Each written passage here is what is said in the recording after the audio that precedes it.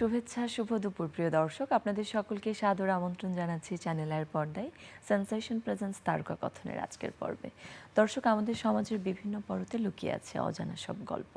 একজন ভালো নির্মাতা সমাজের বিভিন্ন জায়গা থেকে সেই গল্পগুলিকে আমাদের সামনে তুলে ধরেন এবং যারা অভিনয় শিল্পীরা রয়েছেন তাদের অভিনয় দক্ষতায় আমরা সেই চরিত্রগুলোকে উপলব্ধি করতে পারি, অনুভব করতে পারি। তেমনই একটি নতুন গল্প আমাদের সামনে হাজির হচ্ছে, সিনেমা হলে মুক্তি পাচ্ছে আগামী 17ই জুলাই। নাম মাস্তুল। জাহাজ, বন্দর আর সেই মাস্তুলকে কেন্দ্র করে যে গল্পগুলো আমাদের চারপাশে হয়তো আমরা দেখতে পাচ্ছি না, কিন্তু যে গল্পগুলো আমাদের সমাজেই লুকিয়ে আছে, সেই গল্পকেই আমরা দেখতে পাবো সিনেমা হলে এবার বড় স্ক্রিনে। এটা আমাদের সকলের জন্য ভীষণ আনন্দের একটি খবর। এবং আরও একটি আনন্দের খবর এই যে এই মাস্তুল চলচ্চিত্রটি কিন্তু শুধুমাত্র আমাদের দেশে মুক্তি পাচ্ছে এমন নয়, আন্তর্জাতিক মহলে এটি আমরা দেখেছি প্রশংসিত হয়েছে, পুরস্কার পেয়েছে। সেই মাস্তুল চলচ্চিত্র নিয়েই আজকে কথা বলবো। এবং আজকে আমাদের সঙ্গে তারকা কথনের আজকের আয়োজনে মাস্তুল চলচ্চিত্রের সঙ্গে যারা কাজ করেছেন ক্যামেরার পেছনে এবং ক্যামেরার সামনে, তারা উপস্থিত হয়েছেন। তাদের সঙ্গে এবারে পরিচিত হয়ে নেব। আমাদের সঙ্গে আজ আছেন নির্মাতা মোহাম্মদ নুরুজ্জামান। স্বাগত এবং অভিনন্দন আপনাকে, দারুণ একটি কাজ আপনি নির্মাণ করেছেন। আমাদের সঙ্গে রয়েছেন আমাদের সকলের ভীষণ প্রিয় এবং ভীষণ গুণী শ্রদ্ধেয় আমাদের অভিনেতা ফজলুর রহমান বাবু। স্বাগত আপনাকেও। সঙ্গে আছেন অভিনেতা দীপক সুমন। স্বাগত। এবং আমাদের সঙ্গে আছেন আমিনুর রহমান মুকুল। আপনাদের সকলকেই স্বাগতম এবং একই সাথে অভিনন্দন জানাতে চাই, কারণ এর আগেও তারকা কথনের সেটে যখন আমরা বসেছিলাম তখন আপনারা মস্কোতে যাবেন তার প্রাককালে, এবং সেই সময় আমরা এই কাজটি নিয়ে কথা বলেছিলাম এবং শুভকামনা জানিয়েছিলাম। এবং আমি ভীষণ রকমভাবে আনন্দিত যে শুধুমাত্র মস্কো চলচ্চিত্র উৎসব নয়, পরবর্তীতে আরও একটি চলচ্চিত্র উৎসবে আপনারা পুরস্কার পেয়েছেন এবং প্রশংসিত হয়েছেন আন্তর্জাতিক মহলে। আর আমাদের যারা দর্শক রয়েছেন, সিনেমা প্রেমী যারা রয়েছেন, তারা তো এবার সেই চলচ্চিত্রটি দেখতে পাচ্ছে। আমাদের সিনেমা হলে মুক্তি পাচ্ছে আগামী 17ই জুলাই। শুরুতেই জানতে চাইবো মোহাম্মদ নুরুজ্জামান আপনার কাছে, এত এত গল্প, সেই গল্পগুলো থেকে আপনি বেছে নিলেন যারা জাহাজে কাজ করছে, যারা বন্দর ভিত্তিক যাদের জীবন, তাদের সেই গল্পগুলোকে, এই গল্পগুলো বেছে নেওয়া এবং গল্পটা নিয়ে কাজ করা গুণী সব অভিনেতাদেরকে সঙ্গে নিয়ে কেমন ছিল? এটা খুবই ভালো একটা অভিজ্ঞতা ছিল। এই গল্পগুলো আসলে আমার জীবনের বিভিন্ন এক্সপিরিয়েন্স থেকে নেয়া। আমি বড় হয়েছি, জন্মেছি নারায়ণগঞ্জে। তো এই চরিত্রগুলো জাহাজে যারা কাজ করে এই লোকগুলোকে আমি ছোটবেলা থেকে দেখে আসছি। তো তাদেরকে নিয়ে গল্প করাটা আমার জন্য খুব মানে নতুন কিছু না, এই জন্য যে আমি সাধারণত আমার নিজের এক্সপিরিয়েন্সের বাইরে যাই না। আচ্ছা। আর আমি খুবই সৌভাগ্যবান যে আমার এই টিমে যারা অভিনয় করেছেন বা কলাকুশলী ছিলেন তারা প্রত্যেকেই গুণীজন এবং সবাই সবার সর্বোচ্চটা দিয়েছেন সেখানে। বাহ, ডিরেক্টর তো বললেন সবাই সবার সর্বোচ্চটি দিয়েছেন। আমরা তার কাছ থেকে তো তার কাজের অভিজ্ঞতা শুনলাম, এবারে ফজলুর রহমান বাবু আপনার কাছ থেকে একটু শুনি। কাজটি নিয়ে অভিজ্ঞতা শুনবো, একই সাথে এই যে সিনেমা হলে মুক্তি পাচ্ছে এবং আন্তর্জাতিক পরিমণ্ডলে আপনারা এত সুনাম কুড়িয়েছেন, যাত্রাটা কেমন হচ্ছে মাস্তুলের সাথে? না, এটা তো নিঃসন্দেহে একটা অত্যন্ত আনন্দের একটা খবর যে আমরা একটা ছবি করেছি এবং যে ছবিটা খুব মানে আমরা আমাদের চলচ্চিত্র যেভাবে আমরা ভাবি আর কি সেরকম না। এটা একেবারেই নুরুজ্জামান ভাই যে ছবি তৈরি করেছেন এটাকে আমরা ইন্ডিপেন্ডেন্ট ফিল্ম বলি, একটা স্বাধীন চলচ্চিত্র। তো সেই জায়গা থেকে একটা চলচ্চিত্র এটা বিদেশে প্রশংসিত হয়েছে, এটা যেমন আনন্দের খবর, কিন্তু তার চাইতে বড় স্বস্তির খবর মানে আমার কাছে যেটা স্বস্তিদায়ক সেটা হচ্ছে যদি দেশের মানুষ দেখে এবং হলে গিয়ে যদি সিনেমাটা দেখে, তা আমরা প্রত্যাশা করবো আর কি, মানে আমাদের আশা থাকবে যে আপনাদের মাধ্যমে এবং আরও যারা আছেন আপনাদের প্রচার, আপনারা আমাদের ছবি সম্পর্কে বলবেন এবং যে তাতে হয়তো আমাদের কিছু দর্শক আমাদের হলে যাবে, আমাদের চলচ্চিত্র দেখবে, এটা নিয়ে কথা বলবে, আলোচনা করবে, সমালোচনা করবে। সেটাই আসলে প্রকৃত আনন্দের জায়গা, যখন হল ভর্তি দর্শক আমরা দেখি যে হল থেকে ছবি দেখে বেরোচ্ছে আর কি। তো আশা করব যে আমাদের ছবিটি মানুষ দেখবে এবং এটা নিয়ে কথা বলবে। হ্যাঁ, সেটা আলোচনা হতে পারে, সমালোচনা হতে পারে, প্রশংসা হতে পারে, নিন্দাও হতে পারে, কিন্তু আমাদের চলচ্চিত্র যেন মানুষ দেখে এইটাই আমাদের প্রত্যাশা থাকে। বাহ, প্রত্যাশা তো আছেই এবং আমাদের সকলেরই আসলে আগ্রহটাও আছে। একেবারে ভিন্ন একটা গল্প এবং এইরকম গল্পে আমরা সচরাচর দেখি না। নায়ক নায়িকা প্রধান সিনেমাগুলোই আমরা দেখি সিনেমা হলে। এরকম একটা গল্প আশা করছি দর্শকদের মন জয় করবে এবং আপনাদেরকে প্রশংসায় ভাসাবেন দর্শকরা। এবারে দীপক সুমন আপনার কাছে একটু আসছে। একটা ভিন্ন ধারার কাজ যেহেতু, ভেবেছিলেন কি আসলে এই কাজটা এত দূর অবধি যাবে কিংবা দর্শকদের কাছে যখন যাবে তখন একটা ভালো সাড়া ফেলতে পারবে? মানে প্রত্যাশার জায়গাটা আপনার দিক থেকে কেমন ছিল এই কাজটি সম্পর্কে? সত্যি কথা বলতে যখন স্ক্রিপ্ট নিয়ে নুরজামান ভাই আসে, তখন এই গল্পটা যে আলাদা বা মানে এই গল্পটা যে গতানুগতিক না, আমাদের যে ধরনের হয় নাচ গান ঢিসুম ঢিসুম সমাপ্ত, সবাই এসে হাততালি দিবে বা সব একটা মিলনাত্মক বা এরকম যে ট্র্যাডিশনাল যেগুলি হয় সেই রকম ফিল্ম না। সেই জন্যই আমি এই সিনেমাটা কাজ করার জন্য আগ্রহ প্রকাশ করেছি। করোনার মধ্যে প্রতিদিন ভোরবেলা গিয়েছি নারায়ণগঞ্জ, যে জাহাজে উঠেছি, রাত্রেবেলা বাসায় ফিরেছি, এরকম মানে এটা খুব টাফ ছিল এবং করেছি সেটা। কারণ হচ্ছে যে ছবিটা ব্যতিক্রম। কিন্তু ছবির শুটিং চলাকালীন সময় জিজ্ঞেস করছিলাম যে আসলে এটা কি ফুল লেন্থ ফিল্ম হবে শেষ পর্যন্ত, এক।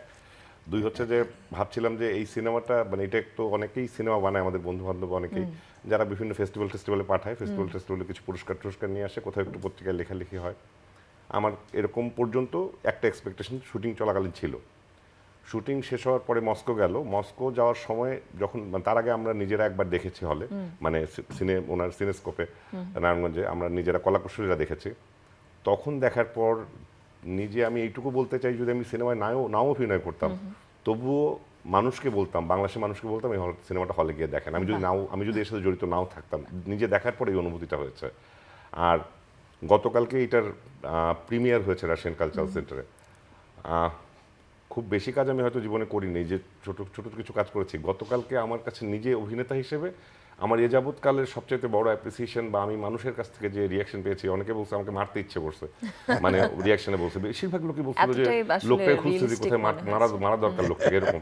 তো এটা আমার জন্য অনেক বড় প্রাপ্তি ছিল। এবং এখন সবচাইতে ভালো ঘটনা ঘটবে যদি এই ধরনের ফিল্ম হলে গিয়ে দর্শক দেখে এটাকে মানে প্রমাণ করে দেয় যে বাংলাদেশের দর্শক এই ম্যাচুরিটি, এবং আসলে হয়ে যাচ্ছে। আমরা বিগত অনেকগুলি ফিল্ম, বিগত 4-5 বছর ধরে অনেক ফিল্ম দেখেছি যে এই ধরনের ফিল্মগুলি দর্শক দেখছে। আমার মনে হয় মাস্তুল যদি দেখে তাহলে আমাদের এই সমস্ত প্রচেষ্টা সার্থক হবে। এবং যেটা বিশ্বাসই করিনি হলে মুক্তি পাওয়ার কথা, সেটা যেহেতু পাচ্ছে, এখন বিশ্বাস করতে চাই এটাকে দর্শক হাউসফুল করবে, এটা বিশ্বাস করতে চাই।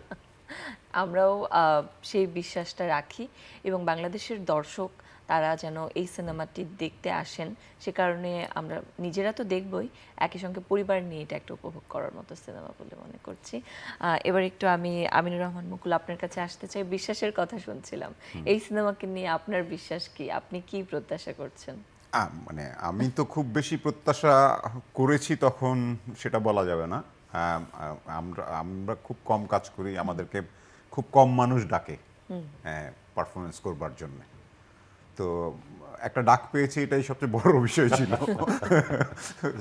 ভালো কাজে। হ্যাঁ, ভালো কাজে। এবং হ্যাঁ, গল্পটা খুব পছন্দের ছিল, কারণ আমিও উনি যেমন বন্দর এলাকায় বড় হয়েছে, আমিও বন্দর এলাকায় বড় হয়েছি। আমি চট্টগ্রামে বড় হওয়া এবং চট্টগ্রাম পোর্টে আমার জন্ম, বড় হওয়া।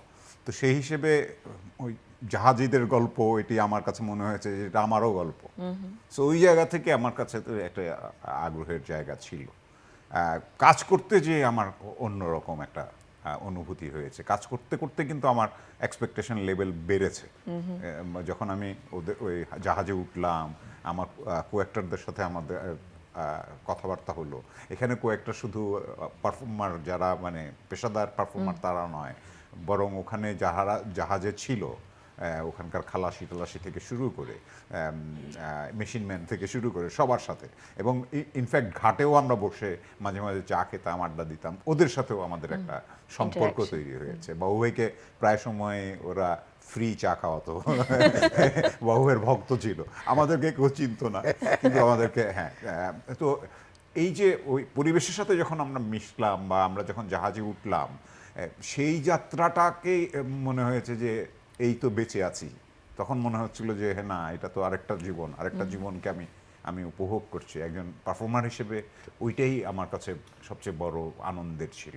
এবং সেটা আমার মনে হয় যে গতকাল আমরা যখন দেখছিলাম, প্রিমিয়ার দেখছিলাম, তখন আমি সেটা উপভোগ করেছি। আমি বলছি যে দর্শক হিসেবেও সেই জায়গাটি মানে মানুষ পায়, ওইটাই হচ্ছে ছবিটির সার্থকতা। আমি মনে করি যে বাংলাদেশের ছবি এখন যেই জায়গায় এসেছে, দর্শকের রুচি, যেহেতু দর্শক এখন এক্সপোজার অনেক, এখন বিভিন্ন রকমের ছবি দেখেন, বাসায় বসে দেখেন এবং হলে যেয়ে তো দেখেনি, মানে বিশ্বে যে আজকে যেটা হলিউডে মুক্তি পাচ্ছে সেটা কালকে আজকেই আমাদের এখানেও মুক্তি পাচ্ছে একই সাথে। তো স্বাভাবিকভাবেই মানুষ নানা রকম ছবি দেখছে, তো এই ছবিটাও দেখবে বলে আমি মনে করি। কারণ হ্যাঁ, এই ধরনের ছবি এখন আগের সেই যে 3টা গান 4টা ফাইটিং দৃশ্য, ওই জায়গা থেকে গল্প অন্য জায়গায় চলে গেছে। সো এবং মানুষের দর্শকের রুচিটাও ওই জায়গায় গিয়েছে। তো আমি আশা করি দর্শক যারা আছে, এখনকার যারা দর্শক আছে, তারা বুদ্ধিমান, তারা ফ্যামিলি নিয়ে এই ধরনের একটা ছবি এবং এই জীবনটাকে দেখতে পাওয়া, উপভোগ করতে পারা একটা ভিন্ন অভিজ্ঞতা হবে। আমরা নুরাকে মিস করছি এখন আসলে তারকাকথনের এই সেটে। আমরা তো সচরাচর মোহাম্মদ নুরুজ্জামান আপনাকে দেখি, আপনি নন প্রফেশনাল যারা অ্যাক্টর রয়েছেন তাদেরকে নিয়ে কাজ করেছেন। আম কাঁঠালের ছুটিতে আমরা দেখেছি। এইবার আপনি হয়তো আমি ভুল না করলে প্রথমবার আপনি একদম প্রফেশনাল যারা আর্টিস্ট তাদেরকে অ্যাপ্রোচ করেছেন এবং তাদেরকে নিয়ে এই গল্পটি সাজিয়েছেন মাস্তুল। যেরকম ফজলুর রহমান বাবু এত গুণী একজন অভিনেতা, তাকে অ্যাপ্রোচ করা এবং তার সঙ্গে কাজ করা, এই যে একটা নতুনভাবে নতুন একটি গল্প তুলে ধরা, সব মিলিয়ে আসলে আপনার কেন মনে হলো যে এই গল্পটা তুলে ধরার জন্য আমার ফজলুর রহমান বাবুকে লাগবে, কিংবা দীপক সুমনকে লাগবে, কিংবা আমিনুর রহমান মুকুল তাকে লাগবে? আচ্ছা, আমার শুরুতে প্ল্যানিং ছিল এটাও নন প্রফেশনাল দিন নিয়ে করবো, আচ্ছা, কিন্তু স্ক্রিপ্ট যখন ফাইনাল হলো তখন আমার মনে হলো যে এই ক্যারেক্টারগুলোতে আপনার সংলাপ খুব কম, এক্সপ্রেশন নিয়ে কাজ করতে হবে অনেক বেশি, এবং লম্বা লম্বা শট আছে, যেটা আসলে নন প্রফেশনাল অ্যাক্টরদের দিয়ে এটা সম্ভব হবে না। ট্রেন্ড অ্যাক্টর লাগবে। আর সেই সাথে আরেকটা জিনিস হচ্ছে যে শুধু ট্রেন্ড অ্যাক্টর হলে হবে না, তাদের হতে হবে আপনার এমন অ্যাক্টর যারা কো অ্যাক্টরকে, মানে আমাদের যারা নন প্রফেশনালও মিক্সড আছে, তো তাদেরকে যেন বুঝতে না দেয় যে তারা অভিনয় করছে। তো সেজন্য আমার মনে হচ্ছিল সবচেয়ে সিজনড অভিনেতাদের আমার দরকার। তো প্রথমেই আমি আসলে এর মধ্যে বাবু ভাইয়ের কথা চিন্তা করেছিলাম। তো বাবু ভাইকে সাপোর্ট করতে পারে এমন লোক খুঁজতে খুঁজতে আসলে বাকিদের এইভাবে আর কি। আর যেটা বললাম যে আমার এখানে যেমন বাবু ভাই এটা প্রধান চরিত্র, কিন্তু পুরো ছবিতে বাবু ভাইয়ের কিন্তু কোনো ডায়লগ নেই, যেটা নন অ্যাক্টরদের পক্ষে আসলে ডায়লগ ছাড়া এই চরিত্রটাকে পোর্ট্রে করা একটু ডিফিকাল্ট ছিল। যে চরিত্র আমরা তো বিভিন্ন সময়ে ফজলুর রহমান বাবু আপনাকে বিভিন্ন চরিত্র অভিনয় করতে দেখি এবং দুর্দান্ত এক একটি চরিত্র, এবং এই চরিত্রগুলোকে স্ক্রিনে তুলে ধরা কিন্তু জটিল, ধারণ করার বিষয় থাকে নিজের মধ্যে ওই চরিত্রটিকে। এই যে ডিরেক্টর সাহেব তিনি বললেন যে কঠিন, কোনো ডায়লগ ছাড়া এক্সপ্রেশন দিয়ে, আসলে প্রস্তুতি কেমন ছিল আপনার এটার জন্য, বা কতটুকু কঠিন ছিল? প্রস্তুতি বলতে, আমরা যারা অভিনয় করি, আমরা যে কোনো চরিত্রই, বিশেষ করে চলচ্চিত্রে, আমরা সেই চরিত্র অভিনয় করতে গেলে একটা প্রস্তুতি তো লাগেই, এবং সেটা কখনো কখনো দীর্ঘমেয়াদী প্রস্তুতি হতো। তবে এই ছবিটাতে যে খুব বেশি প্রস্তুতি নেয়ার সুযোগ পেয়েছি সেটা বলবো না। আর যে চরিত্রে আমি অভিনয় করেছি, এই ধরনের চরিত্র দেখারও যে আমার খুব একটা সুযোগ হয়েছে তা না, কিন্তু এটাকে আমাদের তো এক ধরনের অবজারভেশন আছে, যে একটা ইমাজিনারি অবজারভেশন। আমরা ভাবতে থাকি যে এই চরিত্রগুলো কীরকম হতে পারে, বা হয়তো এই জাহাজের বাবুর্চি দেখে না, কিন্তু অন্য বাবুর্চি দেখেছি, বা এরকম এই স্ট্যাটাসের অন্য মানুষ দেখেছি। তো সেইগুলো মিলিয়ে তো আমাদের ভাবনার মধ্যে আমাদের সিস্টেমে, নার্ভাস সিস্টেমে তো চাপ দিতে হয় যে এরকম একটা ক্যারেক্টার কীরকম হতে পারে। আর সবচেয়ে বড় কথা যে ডিরেক্টর তো থাকেন, যিনি আসলে চরিত্রটি সৃষ্টি করেছেন, জন্ম দিয়েছেন। তো ওনার সাথে তো টাইম টু টাইম মানে অভিনেতাদের তো এক ধরনের ইন্টারাকশন হয়, সে কি চায়, কিভাবে চায়, তো সেটা আমরা চেষ্টা করি আমরা আমাদের মধ্যে নেয়ার। এবং যতদিন আমরা শুটিং করি সারাদিন তো আমরা আসলে ওই চরিত্রের মধ্যেই থাকার চেষ্টা করি। হ্যাঁ, এটাও একটা প্রস্তুতি, সারাদিনের হ্যাঁ। প্রস্তুতি বলতে আবার মনে করেন আজকে শুটিং আছে, কালকে নাই, পরশুদিন হয়তো আবার আছে। এই যে মাঝখানের যে সময়, এই সময়টা কিন্তু আমরা আসলে চেষ্টা করি চরিত্রের মধ্যেই থাকার। হ্যাঁ, যেরকম আমরা শুনছিলাম আপনাকে পয়সা না নিয়ে চা খাইয়েছেন ওখানে চা বিক্রেতারা। সেটা অন্য ব্যাপার, কিন্তু মূল বিষয়টা হচ্ছে যে আমরা যারা হয়তো আমাকে মানুষ একটু বেশি চেনে, ওদেরকে হয়তো চিনে না সেইভাবে, কিন্তু এরা প্রত্যেকে কিন্তু অনেক গুণী অভিনেতা। এবং আমার খুব প্রিয় অভিনেতা কিন্তু এরা। আমি মানে আমার সহকর্মী হিসেবে এদেরকে খুবই পছন্দ করি। দীপক, মুকুল, আরও ছিল, মুকিত ছিল, জুলফিকার, চঞ্চল ছিল, এমনকি আমাদের যে ছোট্ট ছেলেটি নুরা, হ্যাঁ, সেও কিন্তু তার আগে অভিনয় করেছে। এবং প্রত্যেকে মিলেই আমরা চেষ্টা করেছি যে খুবই বিশ্বাসযোগ্যভাবে ওই জাহাজের, আমরা তো সবই স্টাফ আর কি, কেউ মাস্টার, কেউ সুকানি, কেউ বাবুর্চি, হ্যাঁ, কেউ ওই যে লস্কর। তো আমরা, আমাদের চেষ্টাটা ছিল যে আমরা যেন বিশ্বাসযোগ্যভাবে দর্শকের কাছে যেন বিশ্বাসযোগ্যভাবে নিজেকে উপস্থাপন করতে পারি। এবং ওই যে নুরুজ্জামান ভাই বললেন যে এখানে কিছু একেবারে জাহাজের যারা স্টাফ তারাও ছিলেন। তো আমরা আবার অ্যাট দি সেম টাইম সেটাও চেষ্টা করেছি যে তাদের সাথে আমাদেরকে ম্যাচ করার, কারণ সে তো অভিনয় করছে না, সে তো ওই চরিত্রটি, একদম। আর আমরা তো অভিনয় করছি, সুতরাং আমরা চেষ্টা করেছি তাদের কাছাকাছি থাকার। আপনারা অভিনয় করেছেন, কিন্তু আপনি শুধু অভিনয় করেননি। আমরা জানি এই চলচ্চিত্রে আপনি পল্লীকবি জসীমউদ্দিনের একটি গান আমার ভাষায় লিরে, সেই গানটি কিন্তু আপনি গিয়েছেন আবহ সঙ্গীত হিসেবে। এটা চলচ্চিত্রের মধ্যে না, এটা আসলে ছবির প্রমোশনালের জন্য একটা ছোট একটা ইয়ে করেছিল, ট্রেলারের মতো বানিয়েছে, ওইখানে একটু গান গেয়েছি 3-4 লাইন, একটু গান গেয়েছেন। ছবির মধ্যে নাই। আচ্ছা, এই যে ওই পাড়ের বন্দরের যে মানুষ, তাদের হাঁটা চলা, তাদের গোসল করা, তাদের খাওয়ার যে একটা অ্যাপ্রোচ, একটা ভিন্ন রকমের ধরন, এটাকে আয়ত্ত করাও কিন্তু খুব গুরুত্বপূর্ণ একটা বিষয়, এবং আপনারা খুব সফলতার সাথে শেষ করেছেন। আমরা হচ্ছে আমিনুর রহমান মুকুল, আপনার কাছে এবারে আসতে চাই। ওখানে আপনি বলছিলেন যে নির্মাতা যেরকম বন্দরের মানুষ, আপনিও বন্দরের মানুষ, এবং সেখানে আপনার বন্দরের সেই ডায়লগগুলো আছে আমরা দেখেছি।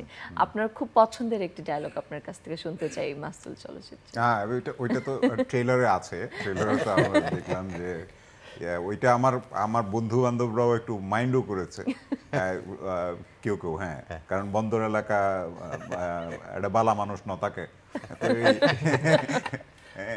তো আমি তো বন্দর এলাকায় বড় হয়েছি, আসলে চিটং পোর্টে বড় হয়েছি। সো ওখানে আমরা যারা ইয়ে হয়েছে, যখন উনি যখন বললেন যে এটা এইভাবে এই কথাটা বলেন, তো তখন আমার কাছে মনে হলো যে একটু, আমি তখন ইয়েতেই ছিলাম আসলে, যে আমি এটা বলবো যে বন্দরের মানুষরা বড় হয় না বা ভালো হয় না, তো আমি তো সেই বন্দরের মানুষ। তো ওইটা একটু করে ডিস্টার্ব করছিল।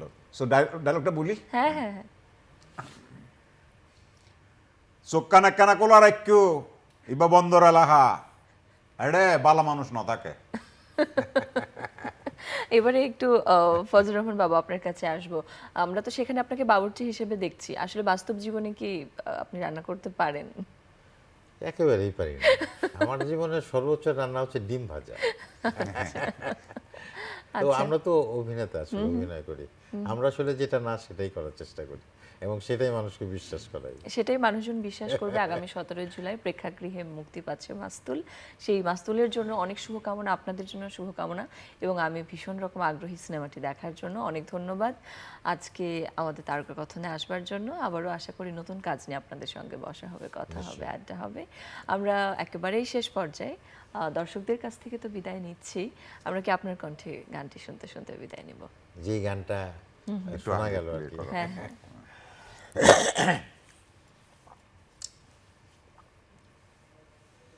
কুল নাই কিনার নাই, নাইকো দরিয়ার পাহাড়ি,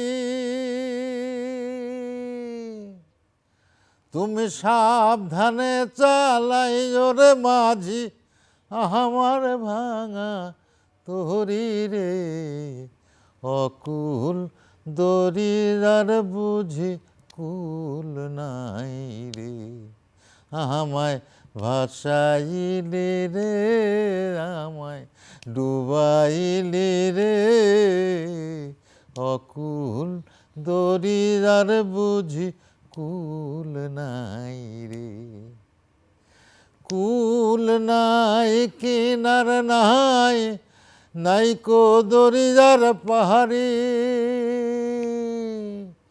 সাবধানে চালাই ওরে মাঝি আমার ভাঙা তোরি রে, অকুল দরিয়ার বুঝি কুল নাই রে।